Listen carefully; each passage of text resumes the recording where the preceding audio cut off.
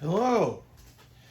We are going to do a couple things. We're going to talk about the year. We're going to talk about goals for 2025. We are going to play a Machina pedal. We're going to do all the things, but it's good to see you all. I hope you're enjoying your holidays and your Fuzzimps. Let's play some Machina for a second. Let me just check my hearing protection. And,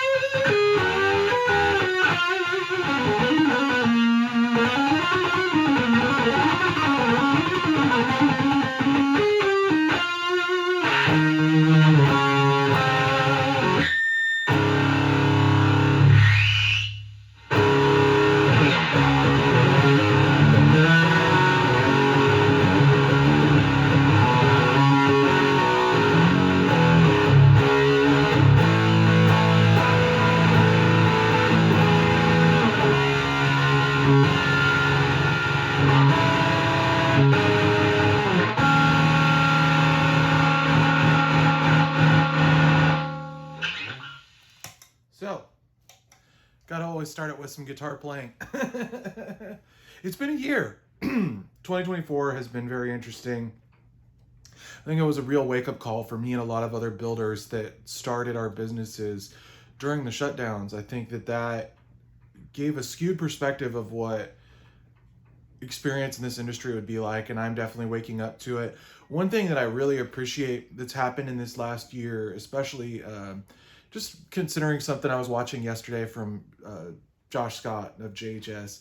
He was working on, he's doing one of his short circuit series, which he's done a lot of episodes showing different ways of building and modifying circuits and things like that. But he was working on a board that didn't end up working. So he's working on this fuzz face kit, tried using his full knowledge, something was just wrong. And the frustration on that was definitely super inspiring to me. I think until you've been in that position, it can be interesting. And it's also a really good time for reflection, because what originally got me started in building pedals happened in December. So I decided around now, 4 years ago, that I was going to buy a pedal kit and try my hand at DIY for the first time ever. I had some kits that I had bought when I was much younger, but I had a friend just build them for me because I didn't have the tools, I didn't have the experience. So I had a friend that soldered together a couple kits for me. Maybe I did some really light modifications on Boss pedals, but it was something I didn't have a lot of interest in when I was much younger, and there was an kind of early exposure to the modding and DIY scene. But yeah, so I bought this kit in December of 2020, going into January 2021. I built it overnight on New Year's Eve, which was a big deal for me. And what ended up happening, and I have video of this, is I built this kit, and after some trial and error, it worked in a relatively short amount of time. And once I fired up that fuzz, it sounded so good. I was like, because I had been buying and collecting and demoing a lot of fuzz pedals up to that point, doing Instagram content and YouTube content on pedals. And it was really interesting to see all that was out there on offer. But once I built this kit, it was really exciting, and I said, okay, I'm gonna do this. And at the time, I was preparing to do a move. I had been living with the same roommate for a long time, and there was a lot of uncertainty during those months. And I started building almost immediately after, and I moved in early January to the apartment. in Amity, where I started Fuzzimp in effect, and I started in January. By the end of January, I was starting to sell things already, and I had custom PCBs. I've talked about the growth in the early days of the brand a few times. It used to be called Fuzzimp, by the way, too. But anyway, so all these different aspects of what I was doing, and yeah, it's always a good time for reflection. I'm 4 years in now. I've been doing this full time since. I have worked part time here and there. There was an early part of the days of the company where I had a full time job, and I was doing both at the same time as I was learning pedals, as working full time doing cabinetry in houses, and occasionally part time. I still help because it's a family business. It's easy for me to jump in and out. But yeah, it's 4 years of pedals, and really a much longer time than that being obsessed with pedals. I think the 2 years leading up to that, really getting excited about pedals again. And I think for me, what had happened up to that point is I had been chasing and recording a lot of kind of digital amps and using a lot of Line 6 products. And while those products are really good for getting a good live or recorded sound, I just wasn't as inspired, and I was chasing the same things I think a lot of other players were at the time, which is like a modern processed high gain sounds, ambient clean sounds, and those are great, but I just wasn't finding my own voice in that. So moving ahead, getting excited about pedals, deciding to make YouTube content again. I was out in the garage with an iPhone, a borrowed guitar, borrowed amp, and I was buying cheap pedals from Amazon and demoing those and getting really excited about making new textures and sounds. And yeah, so let's talk about the company. So right now as well, fuzzimp.com, fuzzimp.com, you can head there, and until the end of the year, you can save 15% on any purchase. Definitely something cool. So what's happening is you add to cart, click once and checkout, and then the 15% off is automatically applied, so you can do a lot of extra savings. Don't miss out on that. And I'm still building and working throughout the end of the year. I just wanted to do a quick update video. I haven't done a long form YouTube video talking about anything in a while, and it's a platform I plan on starting to do more with. I definitely want to get a real DSLR and a rig capable of editing. I've been doing a lot on the iPhone and this app called LumaFusion for a long time. So any of my demos where you see studio audio is overlaid on the video, that's a process that I've been using for a long time, and it is really effective. But just given how the current media landscape is, even short form content is quite highly produced, and kind of the standard of quality has increased quite a bit. So it's something I want to embrace moving forward. But yeah, the year in reflection. So this year was rough for Fuzzimp. It was the worst sales year by a lot. This summer was very brutal, and it extended deep into fall. And I know a lot of other builders definitely felt the pinch. I mean, as a society, we're feeling the pinch, right? The bottom line, and groceries are quite expensive. Just the basics of living have increased a lot. So it's not surprising that a luxury item like a high-end fuzz pedal like the Machina 2 here is not at the top priority of people's lists. And so I have to work that much harder to justify, the purchases to these people. There's also, I'm an online seller. While there are some dealers and there are some brick and mortar places that Fuzzimps exist, the great majority of people will have to be purchasing these pedals without trying them first. And so representing the products well and explaining them well, and explaining the stories and the designs, I think helps a lot in that case. So that's all part of what I do, and I do my best. I try to make myself as available as I can online for people to, ask questions and be in contact with throughout the order process. Couple good pieces of news. Other than the Amity pedal, which I'll get to, it'll have its own separate kind of section. Every Fuzzimp pedal will ship on time throughout the end of the year. So I'm slightly ahead on certain cases.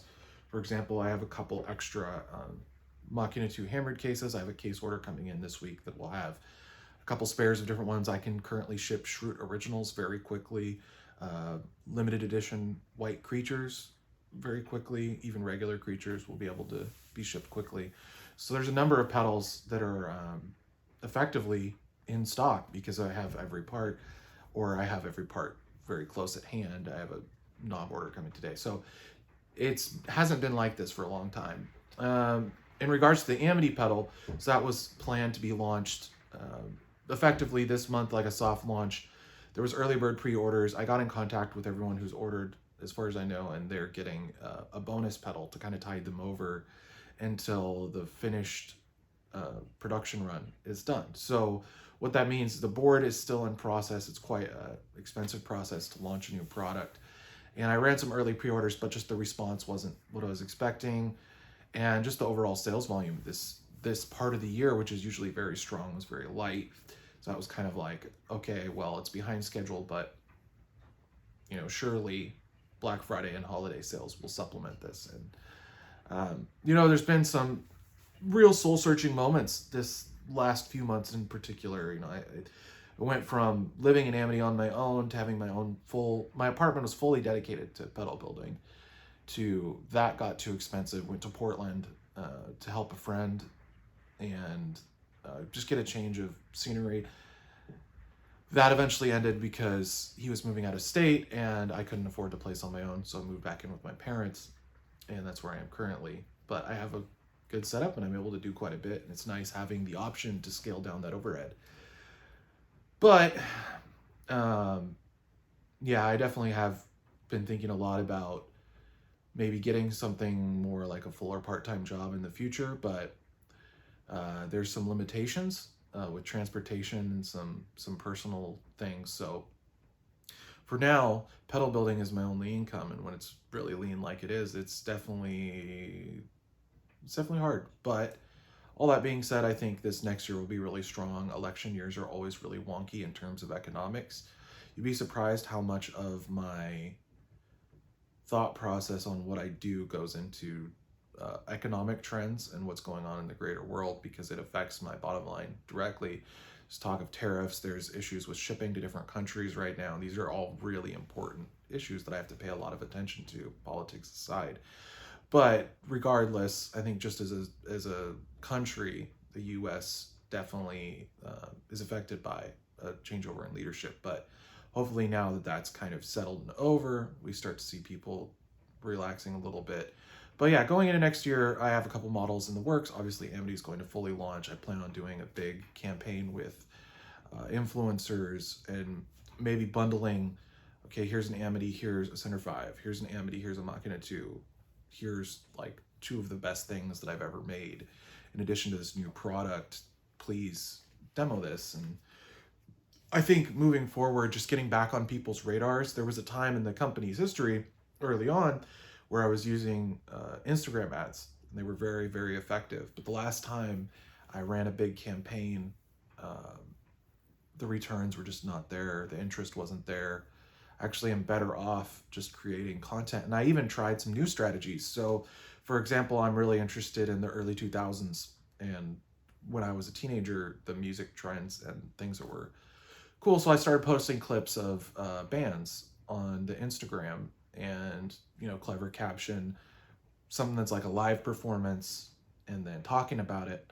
And that created a big conversation starter, brought in a lot of new followers, and it was a cool little adventure. I mean, I wasn't selling pedals at the time, so I was like, well, if nothing else, I'll grow my follower base in the demographics that are most likely to build pedals, which is people in their 30s, 40s, 50s, and beyond. And a lot of those people have fond memories of music of the early 2000s. So that was effective. I even had one clip get to about 2 million views. I can't remember if that was on TikTok or Instagram. I think it was at 1.3. It was a clip of MGMT.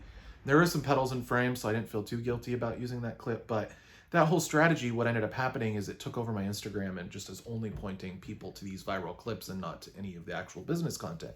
So it wasn't a super sustainable business model. But in the days that really got Fuzzimp on the map, in my opinion, was when I was able to use Instagram ads really effectively. And as that tapered off, kind of struggled to find that new avenue. I have worked with YouTube artists before. I think Ryan from 60 Cycle Hums video was incredibly effective, and I think there were some other YouTubers that I worked with that were definitely working hard to get the name out there. I think just in where it is when you're in a small pedal builder situation is getting brand awareness is very tricky.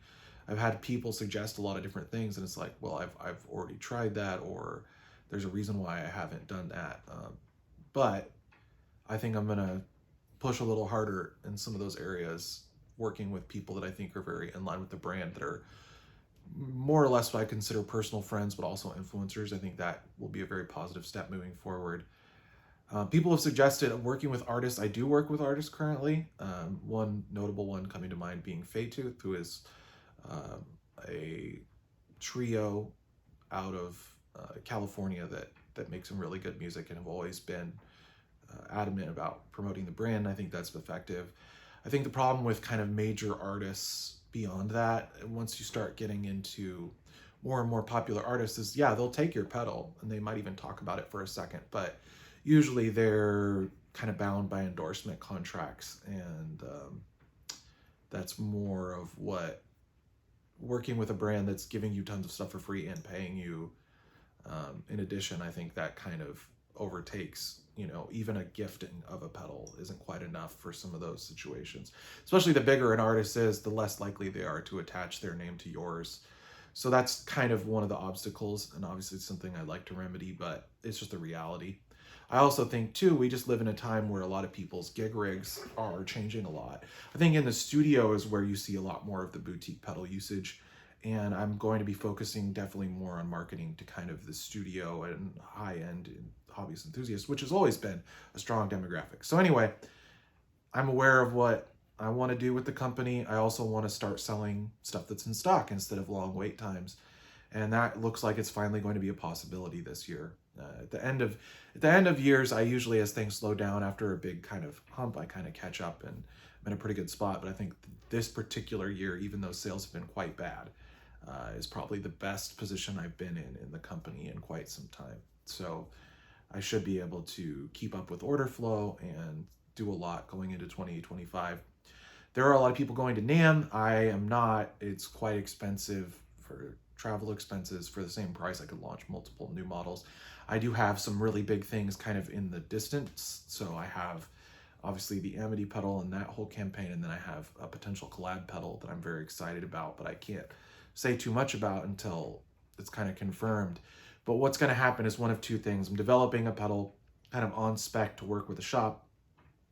If he ends up passing on it, or that collab kind of fizzles out, what I'll end up doing is just making it independently, and I think it'll be a really cool product for a lot of people. It's kind of a complex circuit diluted down to single knob control, and I think that that's always had a lot of potential, and no one's really implemented the sound that we're doing quite this way, and I think it has a lot of potential for people. So that's really exciting stuff on the works, but obviously I can't get into those projects deeply until everything else in the queue is taken care of. So that's kind of where it's at right now. Thanks for hearing me out, and definitely check out fuzzimp.com. Your sales mean a lot. The support I've had up to this point has been really encouraging. That's what keeps me from giving up, even when times are tight and things are frustrating. And I am really grateful to everyone who's been a part of what I do. And we'll play it out with some guitar for a second.